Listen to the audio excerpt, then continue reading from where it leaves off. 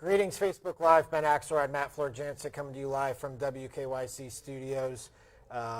Just after the Cleveland Browns 38-24 loss to the Arizona Cardinals. And Matt, we started today and we were talking about Ian Rappaport's of the NFL Network, his report that barring, let me get the wording correct on this, barring a horrific collapse. Yeah, barring a horrific collapse to the end of the season, the Cleveland Browns would retain Freddie Kitchens as their head coach. They lose 38-24 to the Cardinals, a 3-9-1 football team. Really, it wasn't even as close as that final score would indicate. Not at all. 2 games left in the 2019 season. They host the Super Bowl favorite Baltimore Ravens next week at First Energy Stadium and close the season in Cincinnati. Could this be the start of a horrific collapse? It sure looks like a good start to it. It doesn't just look like a start. Losing by double digits to a team with 3 wins is never a good look. I don't care, how they try to spin it. It was not a good look. They know that. You listen to Baker and Freddie talk post game. Both of them understood that they had opportunities to make plays and just didn't get it done. Yeah. When you're saying that at week 14, week 15, there's a problem. And what is that problem? We haven't addressed that yet, as they haven't as an organization. And we've been trying to make heads or tails of this season really since the beginning, since that 30-point loss they took in week 1. Yeah. And we're still trying to find answers 15 weeks later. This game couldn't have gone any worse, really, for the Browns. It's hard to think of a way, I guess, aside from Injuries or a couple of those drives where they did get Nick Chubb the ball.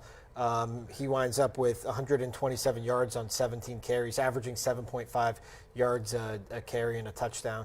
But it's from a defensive standpoint, especially. I mean, the Cardinals went up and down the field at will. They did it on the ground. Kenyon Drake with 4 touchdowns. They did it through the air with Kyler Murray, and Kyler Murray getting it done with his legs as well. Just looking at the passing chart here, very even distribution from Kyler Murray. The Cardinals had their way with the Browns up and down the field on the offensive side of the ball, and then on the flip side, the Browns sustain absolutely nothing as far as their offense is concerned, especially in the passing game. Baker Mayfield winds up with 247 yards and 2 touchdowns somehow. He was well below 200 yards for the majority of the game. I think they tacked on a lot of yards on that meaningless drive at the end when they were already down 21 points with the game out of hand. Really just, Odell Beckham, 8 catches for 66 yards, but Jarvis Landry, 5 catches for 23 yards. Damian Ratley gets 2 catches.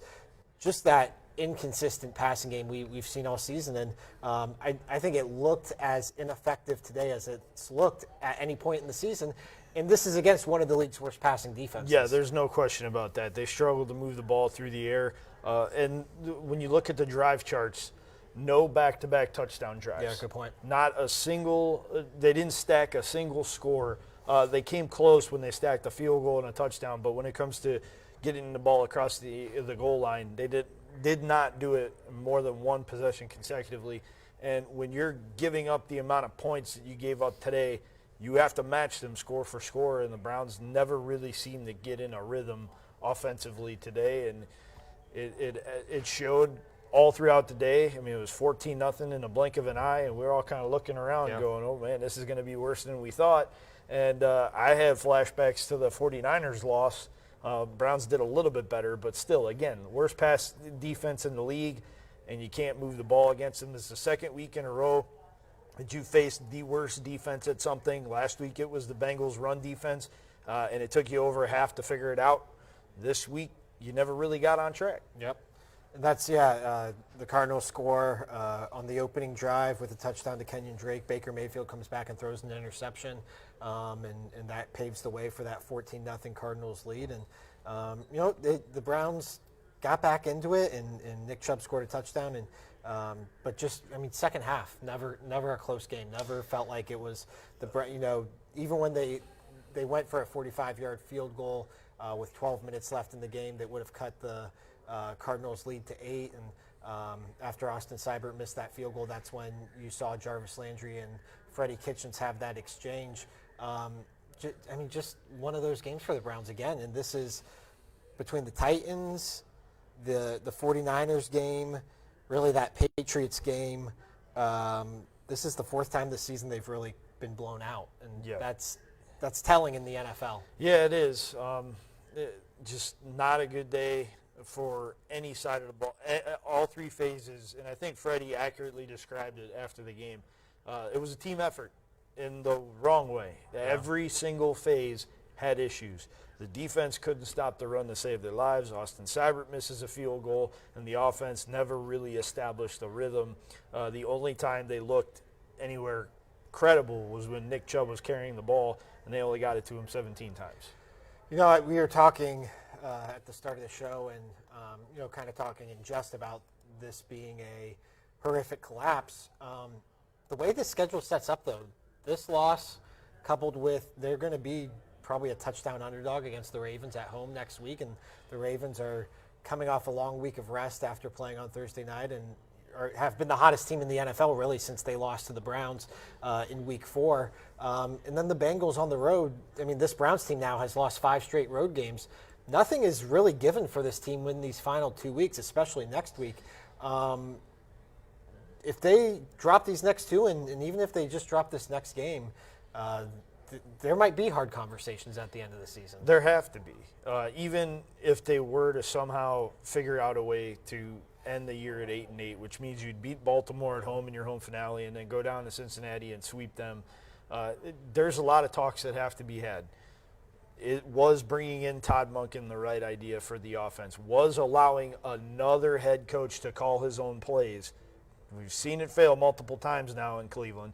Was that the right call? What do they do with the defense? They're going to get overhauled at linebacker because I don't think Christian Kirksey and Joe Schobert will both be back. Maybe neither one of them will be back.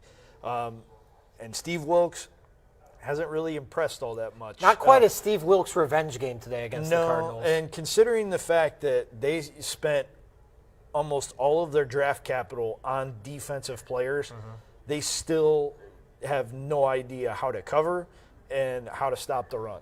Yeah, I mean, Greedy Williams hasn't been much of a factor for this team, at least from a positive standpoint.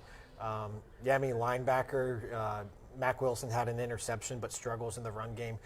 Joe Schobert, after making a statement with his play earlier this season, didn't do so today for sure. Yeah, he makes plays, but he doesn't make impactful ones, seemingly. He's one of a long line of Browns linebackers who are solid tacklers, but that's after the ball gets past the line of scrimmage. They need to find a guy that can create havoc in opposing backfields. We thought maybe Taki could be that guy, but he has gotten very little playing time on the defensive side of the ball. He's mainly played on special teams, so maybe he will develop into that. But still, we're not seeing it out of this Browns defense. You figure they'd at least be able to stop something, but today they couldn't stop anything. They fall to 6-8, which guarantees their drought of lack of winning seasons extends to 12 years now. For all intents and purposes, their playoff drought now. If the Steelers beat the Bills tonight, the Browns are eliminated. That will go to 17 years. It is what it is, and this was the year with, in past years we could have made that note after week 1 or before week 1. This was supposed to be the year that whether you thought this team was a Super Bowl contender, whether you thought they were an AFC North contender, whether you thought they were just fighting for a winning record or a playoff spot, this was supposed to be the season that ended a bunch of droughts. And right now, they're at 6-8 and probably looking at a loss next week and then a road game to end the season. This could very well be just another bad season in a long line of them. Yeah, and they're only about 4 hours away from a potential elimination from the postseason. I mean, if the Steelers win tonight, that pretty much sews it up for the Browns, their fate for the 2019 season. And again, it's another year where we're looking back and lamenting missed opportunities. The Titans game where they pretty much gave up in the fourth quarter. The Patriots game that they literally turned the game over to the Patriots on 3 consecutive plays that turned the seeming lack of effort in the Monday Night Football loss to the San Francisco 49ers. All of this is adding up, and none of it is good because it's pointing squarely at Freddie Kitchens, the leader of the coaching staff, John Dorsey in terms of his personnel decisions, ownership once again, and then we still don't know what's going on with the offense because, like you said in the pregame, Kareem Hunt's a restricted free agent. He's going to get a decent offer from somebody else. And Baker Mayfield looks completely lost in the system. So you have to do something to overhaul it and get your quarterback back comfortable again. Yeah, and it's going to be interesting to see. And, we worry so much with this franchise about the off-field stuff and the distractions and all that. And when you're winning, obviously they don't completely go away because they didn't go away over the last 5 weeks when the Browns were 4-1. But if anything, they got worse over the last 5 weeks. But when you start losing, it's when it really adds up. It seems like, and they lose today, and I'm going to go ahead and it's going to take a pretty big upset to beat the Ravens next week, even at First Energy Stadium. You string together some losses here and some guys who know that their future isn't in Cleveland. It's going to be really interesting to see the way the rest of the season plays out. Yeah, I'm not very optimistic about next week or even the Bengals game. Nothing about this team gives you the good feeling that things are heading in the right direction at any point this year. They won 4 of 5 at one point, but again, too many question marks going into the offseason, and we're left wanting more by this team once again. Yep, no doubt about that, and we will have you covered on WKYC.com throughout the night and into tomorrow, obviously, with after further review with Dave DiNatale and Jim Donovan. That's going to do it for us here, but we'll have you covered on WKYC.com, like I said. Going to be an interesting couple of weeks here up in Northeast Ohio. It certainly is in December. For Matt Florjancic, though, I am Ben Axelrod. Thanks for watching on Facebook Live.